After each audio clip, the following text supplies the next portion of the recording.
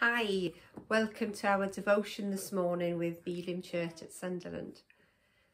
Now, Saturday night was really hot. It had been a beautiful, warm day, hot day, but once the night time came, it was still as warm. And I'm blessed to have a bedroom that has a Juliet balcony, so I've got double doors, and I really wanted just to have those doors open so that the breeze could blow through and cool the room a little. But next door was having a party, and the noise and the singing, the calling, the chit chat, it was pretty loud. I lay there getting more and more irritated, watching the time pass by. By 12:30, I was beginning to get quite irritated, and I was on the verge of like, do I go and say something? But by about 1 o'clock, things settled down. People left, the music ended, and it was peaceful. And I was lying, just listening to the stillness of the night.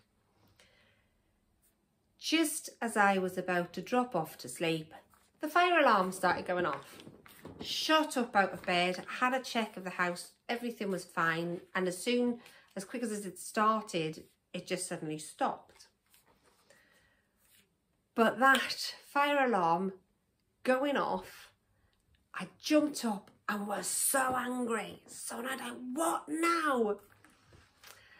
And that really resonated and made us think about anger. There are times in our lives where we're peaceful, everything's tranquil, but one moment, one action, one comment can suddenly ignite anger within us, and a klaxon almost goes off.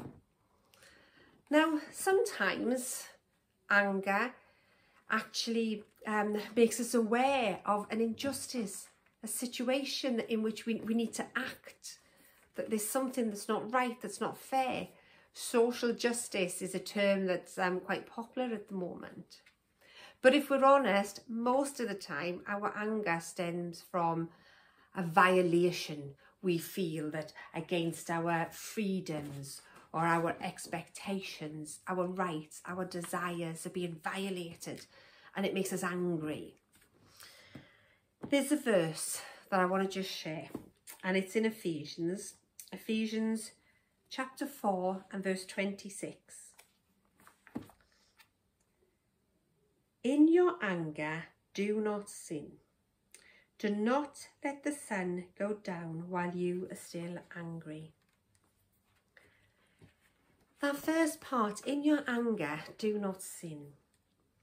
You know, however the anger has arisen, it's important to know why that anger has sounded. Why have we suddenly felt so angry? What situation? What's happened?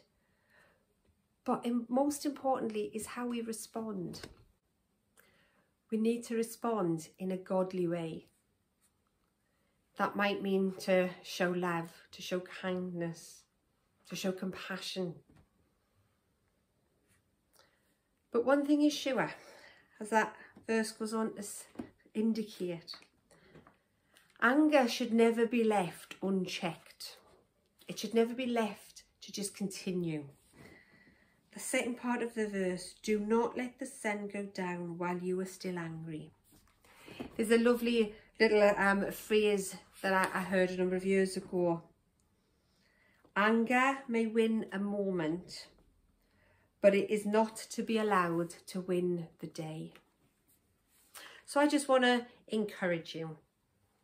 You know, we're reminded there, in our anger, do not sin. Do not let the sun go down while we are still angry.